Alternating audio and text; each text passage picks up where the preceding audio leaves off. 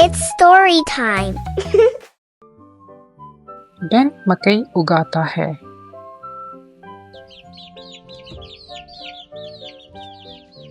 Ben farm का सबसे छोटा चूजा था। वो छोटा, नर्म और हमेशा जल्दी में रहता था। वो सब कुछ फौरन चाहता था।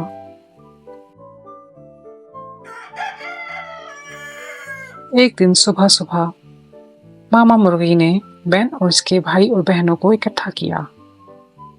आज वो मुस्कुराकर बोली, हम मकई बोएंगे।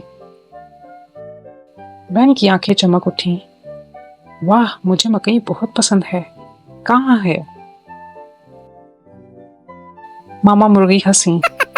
अभी नहीं मेरे प्यारे बेन, पहले हमें बीज बोने हैं, फिर इंतजार करना है। इंतजार? बेन ने बिगड़ कर कहा, लेकिन मुझे अभी मकई चाहिए। इसकी बड़ी बहन क्लकी हंस कर बोली, बेन ऐसा नहीं होता, हमें सब्र करना पड़ता है। बेन को इंतजार पसंद नहीं था, लेकिन इसने जमीन में छोटे छोटे सुराख किए। वो छोटे बीज जमीन में डाले और फिर मामा मुर्गी ने पानी दिया। अब क्या? बेन ने पूछा। अब इंतजार करना है, मामा मुर्गी ने कहा। बेन ने 1 घंटे बाद जमीन को देखा। मकई नहीं थी।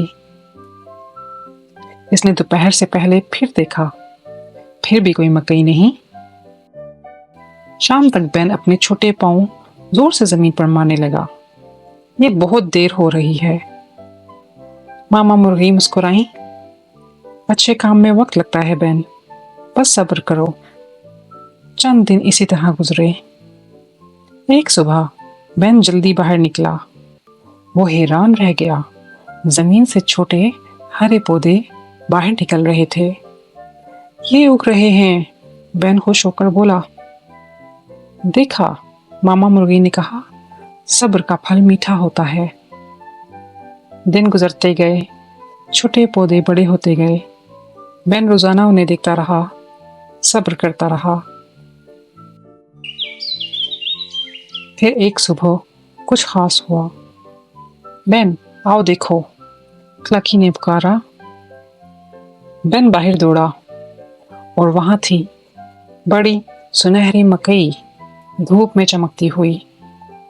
हमने कर दिखाया, बेन ने खुशी से कहा। मामा मुर्गी मुस्कुराई।